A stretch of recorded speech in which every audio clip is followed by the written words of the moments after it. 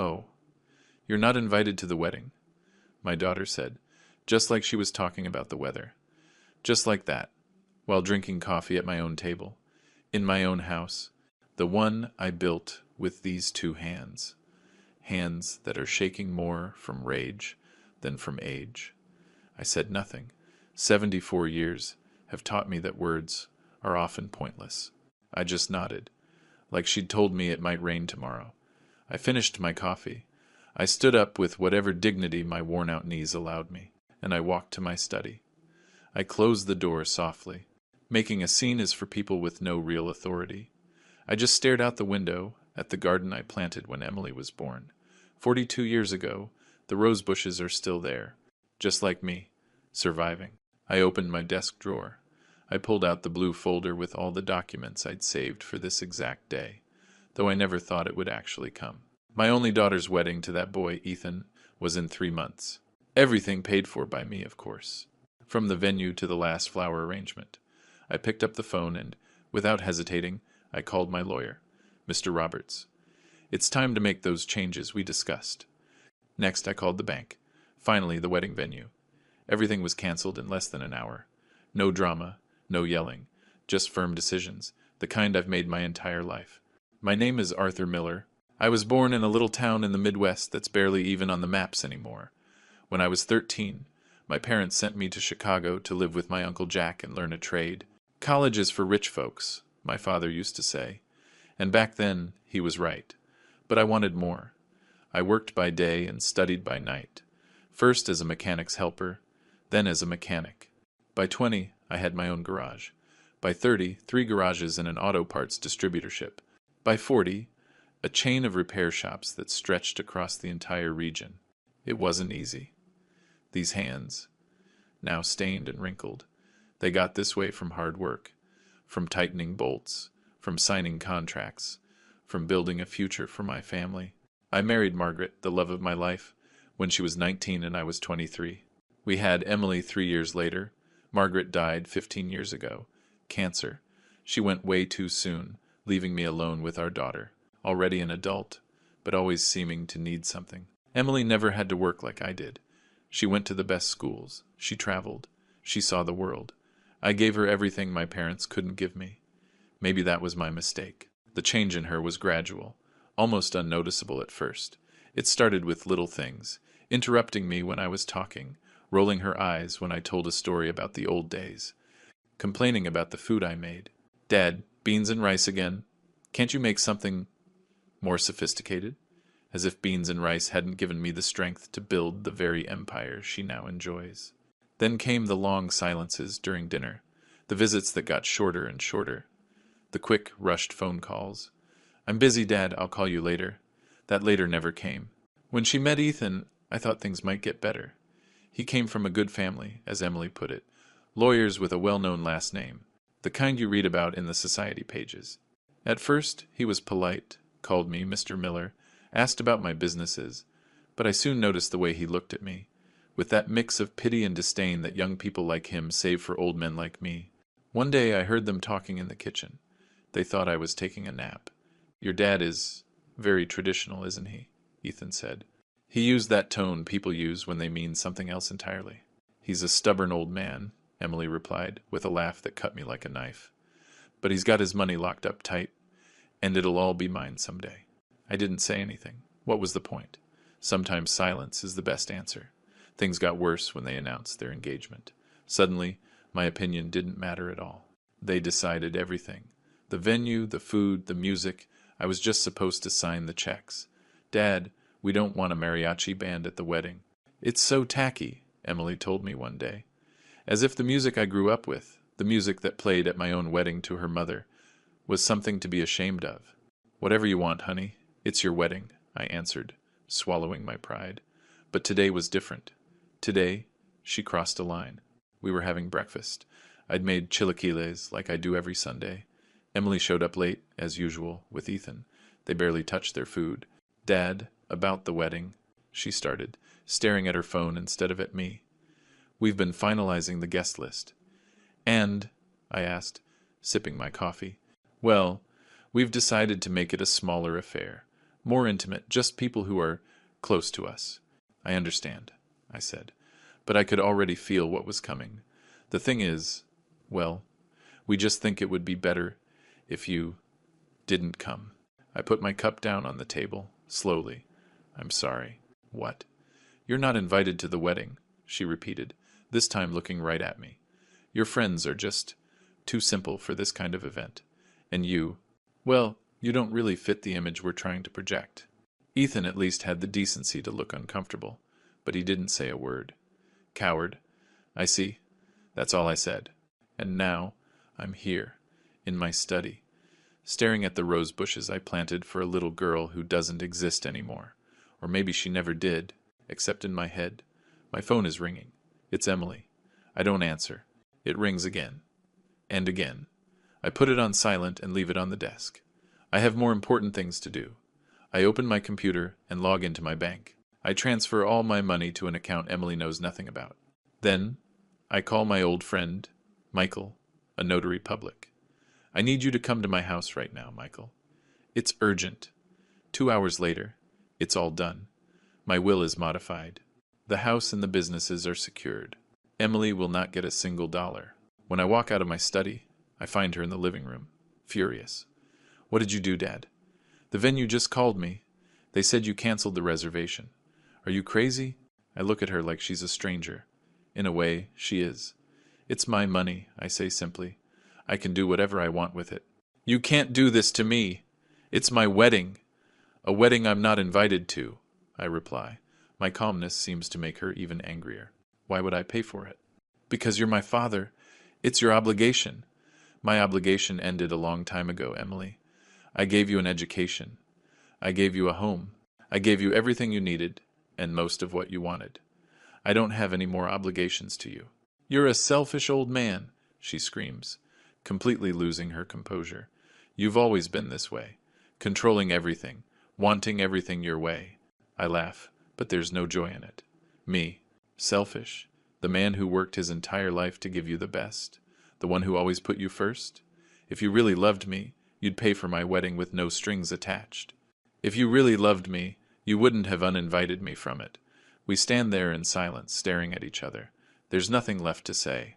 You have until tomorrow to get your things out of my house, I say finally. What? You heard me. This house is mine, and you are no longer welcome in it. You can't kick me out. I'm your daughter. A daughter who is ashamed of her father isn't a daughter. She's just an ungrateful tenant. Emily looks at me with pure hatred, a hatred I never thought I'd see in my own child's eyes. She grabs her purse and storms out, slamming the door behind her. I sit down in my recliner, the one I bought when I retired, promising myself I'd finally get some rest. How naive I was. There's no rest for a father, not even when his children are grown, especially not then. The house phone rings. I don't answer it. It rings again, and again, and again. A constant reminder of what I've just lost, or maybe what I never really had. I look out at the garden. The rose bushes are still there, unbothered. They've survived frost, droughts, and pests. They'll survive this too. So will I. I get up, go to the kitchen, and pour myself a whiskey. The doctor said I shouldn't drink, bad for my blood pressure. But I need one tonight. I raise my glass in a silent toast to Margaret. She didn't live to see what our daughter became. Maybe it's better that way. My cell phone shows 32 missed calls. I don't care. My decision is made. Like the old saying goes, you only lose what you don't fight to keep. And I, Arthur Miller, still know how to fight. Tomorrow is another day. Maybe Emily will have a change of heart. Maybe not. But I won't be the same man. The pushover father, the walking ATM, the old man who could be shoved aside. He died today, while drinking coffee at his own table. The next morning dawned with a strange quiet. I made my coffee, just like always. But the ritual didn't feel the same. The house, large and silent, seemed to be watching me with new eyes. Or maybe I was the one seeing it differently. My phone kept ringing on and off. It wasn't just Emily anymore. Now it was calls from Ethan, and even some of her friends. The news had spread like wildfire. The crazy old man who canceled his daughter's wedding. The cheapskate who refused to pay. The stubborn fool who doesn't know how to act in polite society. I decided to go for a walk. The neighborhood where I live has changed a lot over the years. When I bought this house more than 4 decades ago, it was a simple place, working class families. Now it's full of fancy coffee shops and expensive boutiques. Gentrification, they call it, another pretty word for something ugly, pushing out the authentic for the pretentious. On the corner, I ran into Mr. Peterson, my neighbor for 30 years. At 80, he still goes out every morning to buy a newspaper. "Hey there, Arthur. You look deep in thought." I told him what happened, without any drama. Mr. Peterson listened patiently, nodding now and then. "You know," he said when I finished, "my oldest son did something similar years ago. He was ashamed of me at his job and around his modern friends. One day, I just stopped calling, stopped reaching out. It took 6 months, but he finally came back, tail between his legs. And what did you do? I took him back, of course. He's my son, but I never forgot. And neither did he. Now, he respects me, not out of fear, but because he finally understood." His words echoed in my head the whole way home. Would Emily come back, full of regret? And if she did, could I ever forget her words? Her contempt? When I got back to the house, I found a nasty surprise. The front door was open. Someone had let themselves in. Cautiously, I stepped into my own home, like it was enemy territory. Emily was there, with Ethan, and 2 other people I didn't recognize. They were in my study, rummaging through my papers. "What is the meaning of this?" I demanded from the doorway. All 4 of them jumped. Emily recovered quickly. "Dad, I've been calling you all night. You left me no choice." "Choice for what? To break into my house?" "Don't be dramatic," Ethan cut in, with that condescending tone I hate so much. "We just came to find the wedding paperwork, the contracts for the venue, the caterer." "There are no contracts," I said flatly. "I canceled everything. But the deposit," Emily started. "Gone. Just like my trust in you." One of the strangers stepped forward. A young man in a suit, with that air of self-importance that comes with a brand-new college degree. Mr. Miller. "Allow me to introduce myself. I'm Charles Martin, your daughter's attorney. We're here to resolve this situation amicably." "Amicably? By letting yourselves into my house?" "We have a key," Emily said, defiant. "You had a key," I corrected her. "I had the locks changed this morning. Obviously not early enough." The lawyer cleared his throat, uncomfortable. "Yes, Mr. Miller, we understand you're upset, but there are certain paternal obligations that—" I cut him off with a dry laugh. "Are you going to lecture me about paternal obligations, son? You're probably still living on your parents' dime." He flushed, confirming my suspicion. "The point is," he continued, regaining his composure, "there is legal precedent regarding financial support for significant family events." "I'll expect a call from your lawyer," I cut him off. "Now, all of you, get out of my house." "Dad, you can't just—" "I can, and I am, Emily. Out, all 4 of you." The other stranger, a middle-aged woman with a severe expression, spoke for the first time. "Mr. Miller, I'm Dr. Evans, a psychologist. Your daughter is concerned about your mental state, this erratic behavior, these sudden decisions, and now I understood everything. They didn't just want my money. They wanted to have me declared incompetent, unfit to manage my own affairs. The oldest trick in the book to strip the elderly of their autonomy and their assets." "So now I'm crazy?" I asked, looking directly at Emily. "Have you really sunk this low? Dad, we're just worried. This isn't you. You've always been so generous, so understanding." "I've always been a fool," I corrected her. "A fool who believed a daughter's love and respect were priceless. But I was wrong. Everything has a price for you, doesn't it, Emily? Even your own dignity." "I won't let you talk to me like that," she yelled, losing her temper. "In my house, I'll talk however I want.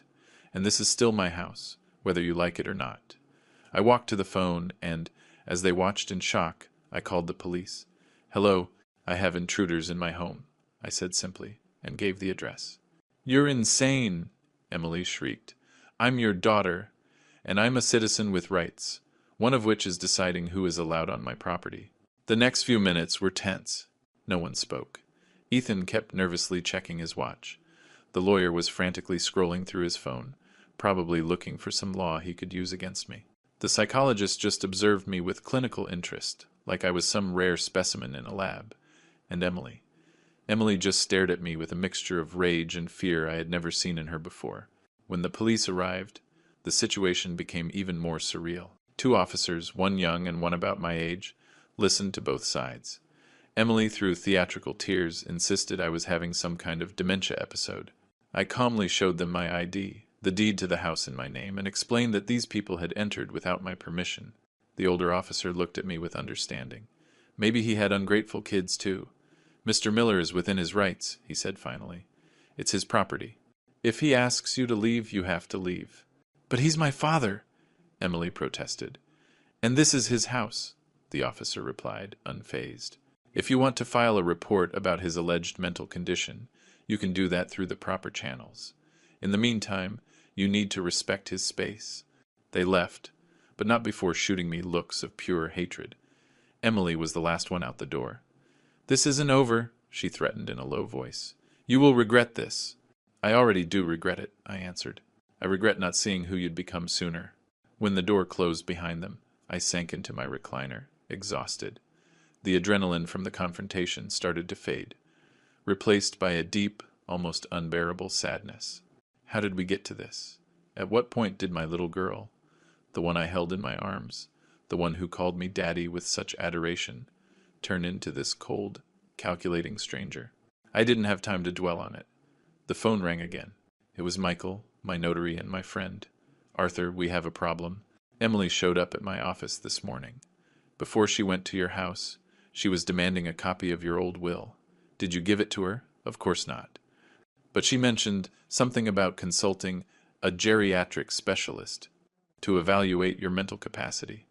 They're laying the groundwork to contest any changes you just made. I figured as much. You need to get a full medical evaluation, as soon as possible. Establish that you are of sound mind. That will cut any attempt to declare you incompetent off at the knees. I'll do it tomorrow. And Arthur, be careful. I've seen cases like this before. They can get very, very ugly. After I hung up, I stared at the picture of Margaret I keep on the side table. She always knew how to handle Emily better than I did. She's manipulative, she used to tell me. You have to set boundaries. But in my attempt to make up for her mother's absence after Margaret died, I let her get away with too much. Now, I was paying the price. I barely slept that night. Every noise made me jump. Would they come back? What were they planning? At dawn, I made a decision. I couldn't just sit here and wait for the next blow. I had to act. I called several old friends, men like me, self-made men who understood the value of work and dignity. I told them my situation without any self-pity. I didn't want pity. I wanted advice and support. James, my lifelong friend, was the most direct. Arthur, you need to get out of that house, at least for a while. If they're organizing to have you declared incompetent, they'll use anything against you. A neighbor who says they saw you talking to yourself. A clerk at the store who says you forgot your change. Anything. Run away? I've never run from anything in my life. It's not running, he said. It's repositioning. Like in a war. That word. War. It hit me hard. Because that's what my relationship with my only daughter had become. A battlefield. The next day, I went to the doctor, just as Michael recommended. Dr. Harris, who's known me for 20 years, gave me a full workup. You're in better shape than most men half your age, he said at the end. Your pressure is a little high, but nothing serious. And mentally, you're sharper than I am. He gave me a medical certificate attesting to my sound physical and mental health, a shield against Emily's schemes. Then, following James's advice, I did something I never thought I would do. I put my house up for sale, the house I built to watch my family grow, the house that holds a lifetime of memories. I did it quietly, through a trusted agent, and I listed it well below market value to guarantee a quick sale. With the money, I planned to buy something smaller, maybe in another city, far away from Emily's immediate reach. And with the rest, well, I had plans for that too. In the meantime, I hired a private investigator to watch Emily and Ethan. I'm not proud of it, but I needed to know what they were plotting. It didn't take long for him to bring me news. Mr. Miller, your daughter has been contacting several of your friends and acquaintances. She's telling them you're showing signs of dementia, that you've become irrationally aggressive. She's building a case. And they believe her? Some do. Others aren't so sure. But there's more. They've been digging into your properties, your bank accounts. They even visited the bank where you kept your main savings, which aren't there anymore, I confirmed, satisfied I'd stayed one step ahead. Exactly. And that has them very frustrated. They've also been asking about the people who bought your garages, as if they're trying to see if you really sold them or if it was some kind of fake transfer. It all added up. They didn't just want the wedding money, they wanted everything. My money, my properties, my entire life. And they were willing to have me declared insane to get it. The rage I felt was like a cold fire, controlled but intense. It wasn't the explosive anger of my youth. It was something more calculated, more dangerous perhaps. It was the determination of a man who has fought his whole life and who will not let them strip him of his dignity in his final years. That night, while I packed a few of my most precious belongings, I found the family photo album. There was Emily as a little girl, her innocent smile, her pigtails, her eyes full of admiration for me. Where did that little girl go? At what moment did I lose her? Maybe I would never know. But one thing was certain. I, Arthur Miller, was not going down without a fight. If they wanted a war, they would get one. But it would be on my terms, my way. Quiet, calculated, effective. Just like I've lived my entire life. With that resolution, I closed my suitcase and prepared for the next move in this family chess game. Emily just didn't know. I was still the Grand Master. I woke up before the sun, 74 years old, and I still have that old farmer's habit, waking up with the roosters, even though there are no roosters in this concrete city. I looked around my bedroom one last time, this sanctuary I shared with Margaret for so many years. The walls seemed to whisper memories. I loaded my suitcase into the car, my old Chevrolet, the one I've refused to replace despite Emily's constant nagging. Dad, how can you still drive that antique? You need to buy something modern, something that fits your status, as if a car defines who I am. Before I left, I walked through every corner of the house. The garden where I planted those overgrown rose bushes. The kitchen where Margaret used to bake her famous apple pie. The smell would make the neighbors sigh. The small workshop in the garage where I taught Emily how to fix her first bicycle. Every space held a piece of my history, of our family's history. But this was no time for nostalgia. It was time to act. My first stop was the bank. I had a meeting with James Montgomery, the manager, a man my own age, who understands how the world worked before everything was apps and passwords. Mr. Miller, I have what you asked for, he said, handing me a manila envelope.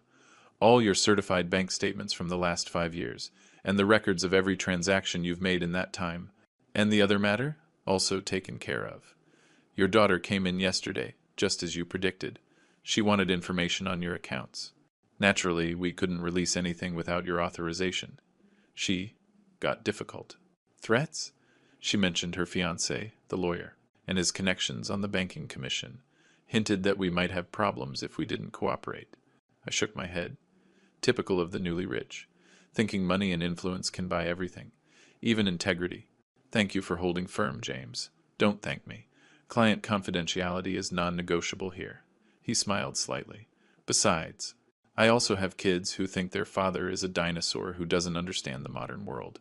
We shook hands and parted ways. A real handshake, the kind that seals a pact between men who respect each other. My next stop was Michael's notary office. There, I signed the final documents for the sale of the house. The buyer, a young businessman who appreciated historic homes, had agreed to an unusual deal. He would let me continue living there until I found a new place, while he started the paperwork and paid the deposit. It was an arrangement that gave me both time and immediate cash. Are you sure about this, Arthur? Michael asked when we were finished. It's the house you've lived in your entire adult life. The memories go with me, Michael. The walls are just walls. And Emily? How do you think she'll react when she finds out? The same way she reacts to everything lately, with anger. But I don't care anymore. She has made it very clear what she thinks of me, and of everything I've built. Michael looked at me with that mix of concern and respect only old friends can share. Be careful. Desperate people do desperate things. I know. That's why I'm staying one step ahead. I left the notary's office with a strange feeling, a mix of relief and heaviness. I had set wheels in motion that I could no longer stop. But that's life, isn't it? Decisions that change us forever, paths with no return. I decided to make one more stop before going home. I went to the cemetery where Margaret rests. It had been a while since I'd visited her grave, not because I'd forgotten her. I felt her presence everywhere. I didn't need a piece of marble to remember her. I sat on the small bench in front of her headstone, the one I had made from imported Carrara marble, because she always admired beautiful things, even though she never demanded them. "I think we lost her, Marge," I whispered, using the nickname only I ever called her. "Our little girl. She's become someone I don't recognize. Someone who doesn't recognize me." The silence of the cemetery was comforting. There were no pretenses here, no social masks. Just the truth, the most absolute truth of all, that we all end up the same, rich and poor, proud and humble. "I'm going to do what I have to do," I continued. "What you would do in my place. Protect myself, yes, but also teach her a lesson. The last one I might ever get to teach her as a father." I thought I felt a soft breeze, like a caress on my cheek. Maybe it was Margaret giving me her blessing, or maybe it was just the November wind, indifferent to my human dramas. When I returned home, it was already getting dark, and there was another surprise waiting for me. An official-looking car was parked in front of my door. 2 men in suits were talking to my neighbor, Mr. Peterson. "Arthur!" Mr. Peterson called out when he saw me. "These gentlemen are looking for you. They're from Adult Protective Services, the government agency that, among other things, handles elder abuse." I immediately understood Emily's new game. "Mr. Arthur Miller?" one of them asked, a middle-aged man with a serious expression. "That's me. How can I help you?" "I'm Mr. Mendez, from the Adult Protective Services Department. We've received a report concerning possible mistreatment and financial abuse against you." "Mistreatment? Against me?" I asked, faking surprise. "According to the report, you are allegedly being manipulated by a third party into changing your will and selling property below market value." So that was the new angle. Not that I was crazy, but that someone else was manipulating me. An interesting twist. "And who filed this report?" The man hesitated. "Your daughter, Emily Miller." "Of course," I smiled, without humor. "Please, come in. I think we have a lot to clear up." Once inside, I offered them coffee. They accepted, with some surprise. Maybe they expected to find a decrepit old man, incapable of simple tasks like making coffee, or maybe my calmness in this situation surprised them. "Gentlemen," I began, as we sat in the living room, "I understand you're just doing your job, and I respect that. But I'm afraid you have been used as pawns in a family dispute that has nothing to do with abuse." I then showed them all the documentation I had gathered, the recent medical certificate, the bank statements, the notary documents showing Emily was the beneficiary of my original will, and the audio recordings I had made of our recent conversations, including the fateful line that started it all. "You're not invited to the wedding. As you can see," I concluded, "I am a perfectly capable man, in full possession of my faculties. I simply decided not to finance the wedding of a daughter who uninvited me from it. This has provoked her anger, and now, these false accusations." The 2 men exchanged a look. Mr. Mendez cleared his throat, visibly uncomfortable. "Mr. Miller, I have to say, this is one of the most thorough responses we've ever received to a claim. Most people get upset. They feel attacked. At my age, sir, you learn that the best defense is preparation. I knew my daughter wouldn't just sit back and do nothing when I cut off the money." The other man, who had introduced himself as a social worker, spoke up. "Nevertheless, we must complete our investigation. It's protocol, of course. I'm at your disposal." They spent the next 2 hours asking me questions, looking around the house. They even called a few of my neighbors to confirm my daily routine. Everything was recorded in a report that, they assured me, would dismantle any future attempt to declare me incompetent or manipulated. When they left, I felt strangely satisfied. Emily had made a mistake. She had underestimated her old man. She thought I'd be an easy target, and an old fool confused by the pain of rejection. She could not have been more wrong. Only a few hours had passed when my phone rang. It was her. "What did you do, Dad?" Her voice was trembling with rage. "How dare you accuse me of lying to Adult Protective Services?" "I didn't accuse you of anything, Emily. I just showed them the truth, something you seem to have forgotten how to do." "This is ridiculous. I'm just worried about you. Your behavior is erratic. Your decisions are impulsive. My behavior is a direct consequence of being despised by my own daughter, and my decisions are just as calculated as they've always been. The only difference is, now they don't benefit you. So you call them impulsive. There was a tense silence. I could almost see her, gripping the phone, searching for a new strategy. "Dad, this has gone too far," she said finally, switching to a sweet, conciliatory tone. "Let's just talk, okay? Like adults. Come over for dinner tomorrow. Just you, me, and Ethan. Let's fix this." It was such an obvious trap. She'd probably have that psychologist hiding in another room, ready to evaluate my behavior and declare it inappropriate. "I'm sorry, Emily. I have other plans. Besides, I thought you didn't want to see me. After all, you don't even want me at your wedding." That was a misunderstanding. I was stressed out from all the planning. I said things I didn't mean. We both know that's not true. You said exactly what you meant. And so did I. There's no going back. "You're impossible," she exploded, her true colors showing again. "Stubborn, obstinate, unable to admit when you're wrong. I get those qualities from my father, and you get them from me. The difference is, I use them to build. You use them to destroy." She hung up without saying goodbye. I expected nothing less. I slept surprisingly well that night, maybe because, for the first time in a long time, I felt like I was in control of my life again.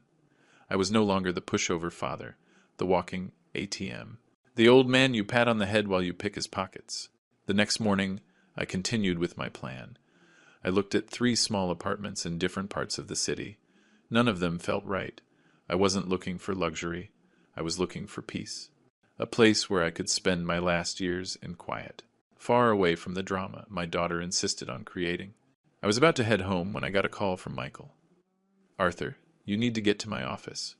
Right now, Emily is here with a different lawyer. They're demanding to see your original will. They say they have a court order. Is that possible?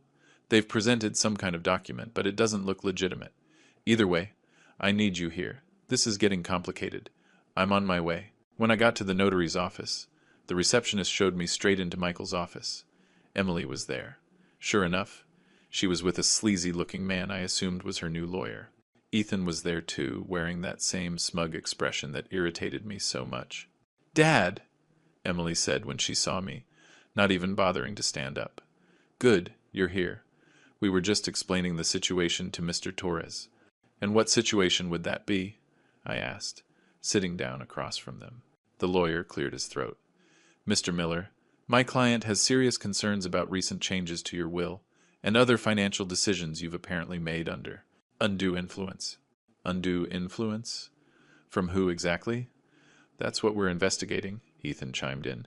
"But it's obvious someone is giving you bad advice, Arthur. These sudden changes, this hostility toward your own family." "My only family is buried in Queen of Heaven Cemetery," I replied flatly.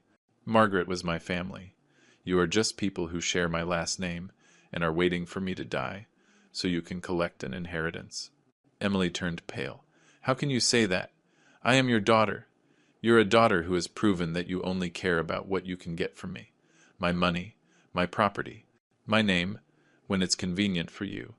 But me, Arthur Miller, the man, your father, I don't matter to you at all." The lawyer, clearly uncomfortable with the personal turn, tried to regain control. "Mr. Miller, we have information that you've put your house up for sale, for a price well below market value. Also, that you've emptied your bank accounts and made unusual transfers. All of this leads us to suspect you may be the victim of some kind of fraud or manipulation." Michael, who had been silent until now, spoke up. "Mr. Torres, everything you just mentioned are perfectly legal actions that any property owner can take with his own assets. I fail to see the fraud." "The fraud," Torres replied smugly, "is that someone is taking advantage of Mr. Miller's emotional vulnerability, following the estrangement from his daughter, to induce him to make decisions that are harmful to his family's estate." It was so absurd I almost laughed. "My emotional vulnerability? Sir, I am 74 years old. I have buried my parents, my wife, my brothers. I have survived bankruptcies, economic recessions, and illnesses. Believe me, a tantrum from my daughter because I won't pay for her wedding does not make me emotionally vulnerable." Emily shot up from her chair, furious. "It is not a tantrum. It's my wedding. The most important day of my life. More important than me, obviously. Since I'm not invited. Because you're impossible, always wanting to control everything, always thinking you know better than everyone else. And yet, here you are, desperate for my money. Ethan grabbed her arm, trying to calm her down. Emily, don't play his game. We're here on a legal matter, not a personal one. What a convenient distinction. As if stripping a father of his assets isn't deeply personal. Michael spoke up again. Mr. Torres, unless you have a real, valid court order, I cannot show you any of my client's confidential documents. And from what I can see, what you have there is a preliminary filing, not an order. Torres had the decency to look embarrassed. We are in the process of obtaining the final order. This is just the first step. Well, when you have that order, you can come back. Until then, this meeting is over. Emily didn't move. Dad, why are you doing this? Everything we built as a family. Everything Mom would have wanted for us. That was the last straw. Using Margaret's memory to manipulate me. Do not mention your mother. She would be ashamed to see what you've become. You don't know what she would think. She would understand me. Your mother was worth more than all the money you're so desperate for, Emily. She would never have put a price on her dignity or her family. That is the difference between you. I saw tears in her eyes. Were they real? Or just another tactic? I couldn't tell anymore. The Emily I knew, my little girl, she had gotten lost somewhere along the way, replaced by this stranger who wore her face, but not her heart. Let's go, she said finally, grabbing her purse. This isn't over, Dad, I'm warning you. No, I replied, it isn't over, but the end is closer than you think. When they left, Michael offered me a drink. I needed it. They're desperate, he commented. That lawyer is third rate. A real attorney would never show up with a document like that, knowing it wasn't valid. Emily was always impatient. She wants immediate results, no matter the cost or the method. So what now? They'll keep trying? I know. That's why I have to speed up my plans. That same afternoon, I signed the purchase agreement for a small apartment on the outskirts of the city. It wasn't fancy, but it had a balcony overlooking a park and was in a building with 24-hour security. Just what I needed. I also hired a moving company for the next day. I wanted to be out of that house before Emily tried something more drastic. It wouldn't surprise me if her next step was to try and have me committed to a nursing home. While I was packing the essentials, the doorbell rang. It was Mr. Peterson, Arthur. I saw the activity and wanted to make sure everything was all right. Are you leaving? Yes. For a while. I need some distance from all this. He looked at me with that wisdom that only comes with age. Don't let them run you out of your own home, my friend. It's not that, Mr. Peterson. I'm choosing to leave. It's my decision, not hers. And that makes all the difference. He nodded, understanding. If you need anything. I know. Thank you. I barely slept that night. Not from worry, but from a strange excitement. I felt like I was about to start a new chapter of my life.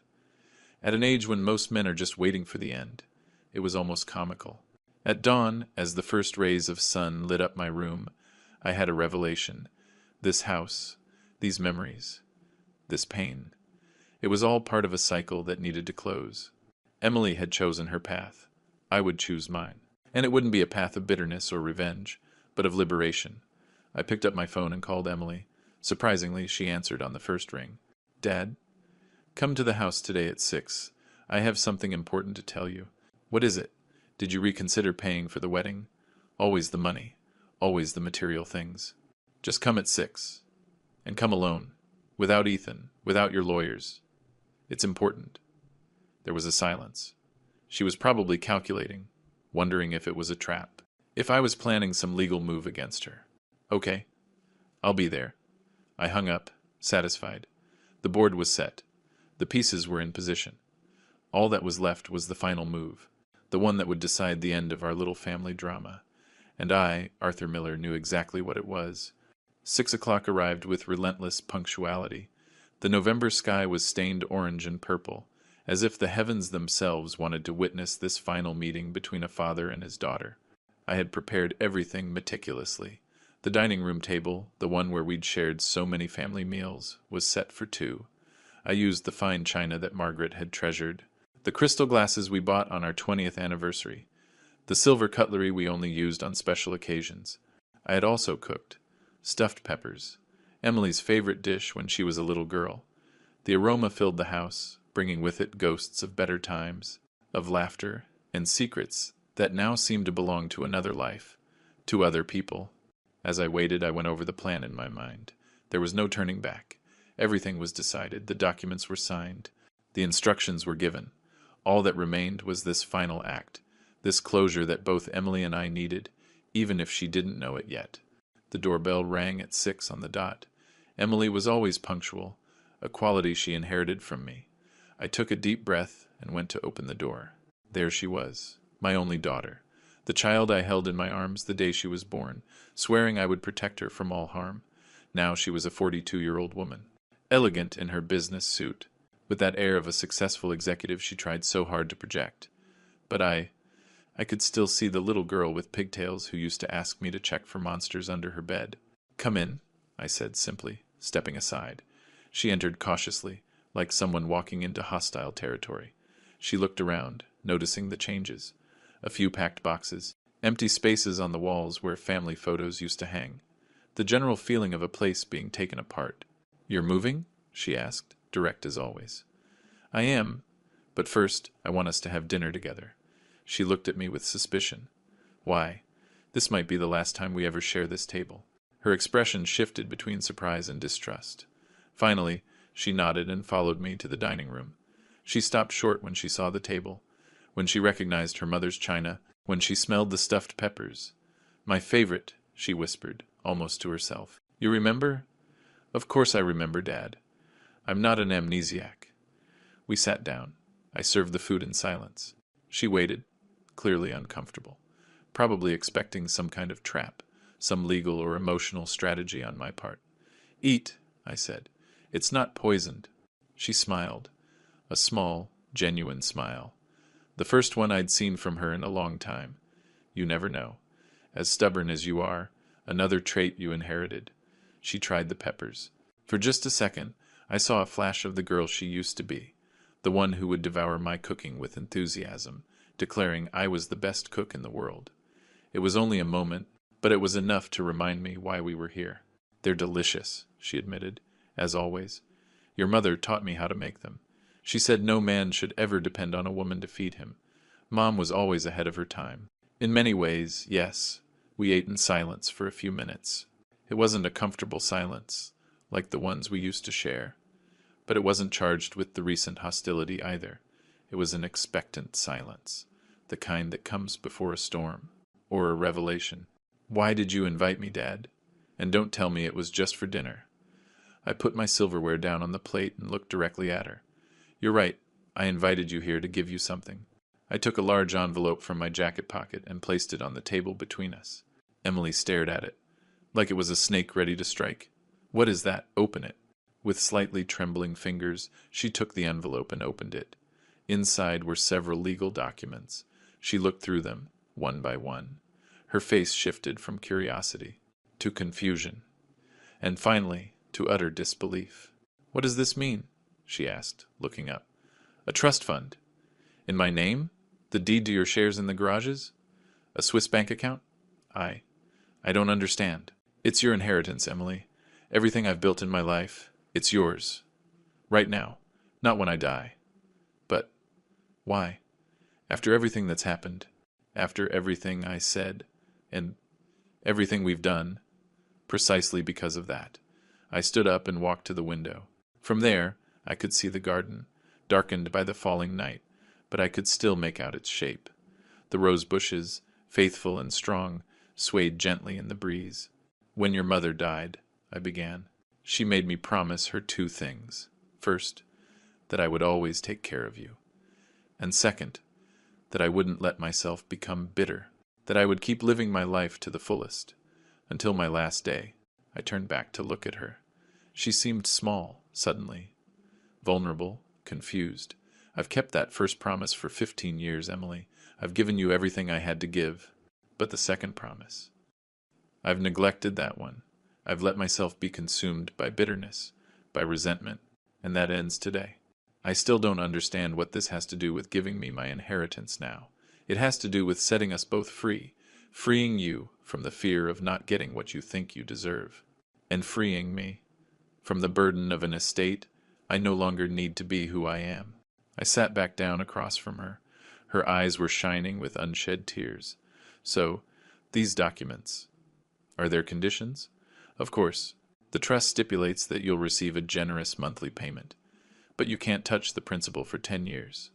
The shares in the garages are yours. But my partner, Robert Sullivan, will remain in charge of operations for at least 5 years. And the Swiss account can only be used for medical emergencies.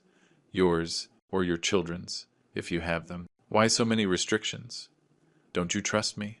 I smiled, again without humor. Would you trust someone who tried to have you declared mentally incompetent just to get your money? She had the decency to blush and look down. But that's not what's important now, I continued. What's important is that with these papers signed, we don't have to fight anymore. You have what you wanted. And I get my freedom back. Your freedom? What are you talking about? I'm leaving, Emily, going far away. Somewhere you won't have to be ashamed of your tacky father. Somewhere you won't have to invite me to weddings out of obligation. Somewhere you won't have to fake respect for who I am and what I've built. You're leaving? Where are you going? That doesn't matter anymore. What matters is that this absurd war between us ends today. You go your way. I'll go mine. She stood up abruptly, the document still clutched in her hand. You can't just leave. You're my father. A father you didn't want at your wedding. A father whose presence embarrasses you. A father you tried to have declared incompetent. She opened her mouth to argue, but no words came out. The truth, when it's laid bare, has that effect. It silences even the best talkers. I'm not blaming you for anything, Emily. Not anymore. I'm just stating the facts. And the fact is, we will both be better off apart. You, free to live your life without the shadow of your stubborn, traditional old man. And me, free to enjoy my last few years without the weight of expectations I can't and won't meet. But what about the house? Mom's memories? Everything we lived here. The house is already sold. For a good price, though not as much as I could have gotten with more time. The new owner takes possession in 2 weeks. You sold it, without even talking to me. It's my house, Emily. I bought it with my money. I maintained it with my hard work. I didn't need to consult you. She slumped back into the chair, seemingly overwhelmed by the magnitude of it all. For the first time in a long time, she looked genuinely affected, not by a financial calculation, but by something deeper, something human. And where will you live? I bought a small apartment, nothing fancy, but it's comfortable. It has a balcony where I can keep some plants, maybe even a small rose bush. And will we not see each other again? The question surprised me. I had expected a lot of reactions from her. Anger, relief, even indifference. But not this apparent sadness. This almost childish confusion. That will depend on you, I answered softly. My door will always be open for my daughter. But only for my daughter. Not for the calculating woman you've become lately. She was silent, just staring at the documents, turning the pages without really reading them. Finally, she looked up. What if I told you I've been a fool, that I regret everything I've said and done? I'd say that words are easy, Emily. It's our actions that define who we are. Then, what can I do? To show you I'm sorry? I shook my head. It's not about proving anything to me. It's about you, rediscovering who you really are, beyond the money, beyond the status, beyond what Ethan and his good friends think of you. And what if I don't like what I find? What if I don't know who I am without all those things? Her vulnerability moved me. For just a moment, I saw a glimpse of the Emily I knew, the one hiding under all those layers of ambition and appearances. Then you'll have to rebuild yourself, just like we all do at some point in our lives. I did it when your mother died. You can do it now. She stood up and walked over to me. She hesitated for a moment, as if she wasn't sure if she had the right to get close, and then, in a gesture that took me completely by surprise, she hugged me. It wasn't a polite hug. It was a desperate one, like the ones she used to give me as a child when she had nightmares.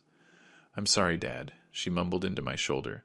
I'm so sorry. I hugged her back, feeling something inside me loosen, a knot that had been squeezing my heart ever since that awful morning she told me I wasn't invited to her wedding. I'm sorry too, honey. I'm sorry I didn't see what was happening sooner, that I didn't step in when you started to get lost. In a world that values appearances over substance. We pulled apart. There were tears in her eyes, and I suspect in mine, too. Is it too late? She asked, her voice trembling. For us? It's never too late for the truth, Emily. But we need time. I need time. To heal, to fully forgive, to trust again. She nodded, understanding. And the wedding? Will you come? Do you really want me to? Or are you just asking out of guilt? I want my father to be with me on the most important day of my life, she answered. And for the first time in a long time, I felt she was speaking from the heart. But I'll understand if you'd rather not. I sighed deeply. Let me think about it, okay? It's been an intense week. The next morning, I received an unexpected visitor. It was Ethan, without Emily, without lawyers, without any pretense. Just him, with an expression I had never seen on him before. Genuine humility. Mr. Miller, he started, standing awkwardly in my doorway. I came to apologize for everything, for my behavior, for my words, for my arrogance. I watched him in silence, searching for any sign that he was lying. I didn't find one. What changed your mind? I asked finally, gesturing for him to come in. Emily, last night, after your dinner, she came home, transformed. She told me everything. What you did with her inheritance, your decision to leave. And she asked me a question I haven't been able to get out of my head. What was it? She asked me if I loved her, or the image we were trying to build. The real Emily, with her history, her family, her roots, or the version we thought would impress my friends and colleagues. He nodded, as if he'd just realized something fundamental. And what did you answer? That I love her, completely, and that I've been a fool for not seeing it sooner. I was quiet, sizing him up. This young man in front of me seemed sincere, vulnerable, very different from the smug Ethan I thought I knew. We have a proposal, he continued. Emily and I. We want to cancel the wedding at the big venue. We want to do something smaller, more intimate, with the people who really matter. And where would this wedding be? He hesitated. If you'd allow it. Here, in your garden, next to the rose bushes you planted when Emily was born. Emotion swelled in my chest, but I kept my expression neutral. The house is sold. We know. That's why. We were hoping to do it this weekend. Before you have to hand over the keys. Something simple. Just close family and real friends. And, if it's okay with you, with a mariachi band. The next few days were a blur. The wedding was completely reorganized. The guest list was cut from 300 people to just 30. Close family. True friends. The people who really mattered. On the afternoon of the ceremony, the garden was glowing. The rose bushes looked more alive than ever, as if they were celebrating this unexpected reconciliation. Emily was radiant. She wore a simple white dress, nothing like the flashy designer gown she had originally picked out. When it was time to walk her down the aisle, I felt a pride and a peace I hadn't felt in years. You look beautiful, I whispered as we walked toward the small, makeshift altar. Thanks to you, Dad, for not giving up on me, for teaching me, even in the hardest way, but really matters. The ceremony was simple and emotional. The mariachi band played the same songs that played at my wedding to Margaret. The food was traditional, homemade, authentic. The laughter was genuine, not that forced laughter you always hear at big social events. At one point during the party, Emily came over and handed me an envelope. What's this? I asked. Open it. Inside was a deed. The deed to my house. I don't understand. I bought the house, Dad, with the money from the trust you gave me. The original buyer agreed to back out of the sale when I explained the situation. This house is staying in the family. Emily, I can't accept this. It's not a gift, she interrupted. It's an investment. In our future.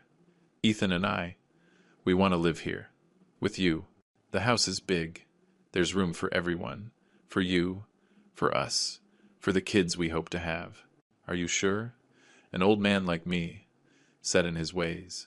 A grandfather, she corrected me with a smile. A grandfather with stories to tell, with wisdom to share. That's what we want for our children, Dad. The tears I had been holding back for days finally came. I didn't try to hide them. Well then, I said, when I found my voice again, it looks like I'm not moving out after all. Only if you want to stay. The decision is yours. Always. I want to be where my family is. And it looks like my family is right here. That night, after everyone had gone home and the house was quiet again, I sat in the garden. The rose bushes swayed gently in the night breeze. They had survived frost, droughts, and pests. Just like me. Just like my family. I thought about Margaret, and about how proud she would be.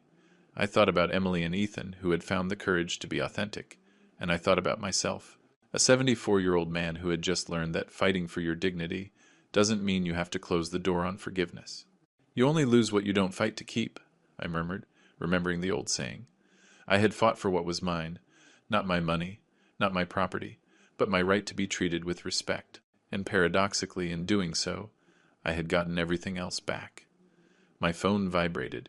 A text from Emily. "Good night, Dad. Thank you for everything. We love you." I smiled there in the darkness. Sometimes you have to lose everything to remember what really matters. Sometimes, the most painful words, "You're not invited to the wedding," are just the beginning of an unexpected road to redemption. Life takes strange turns.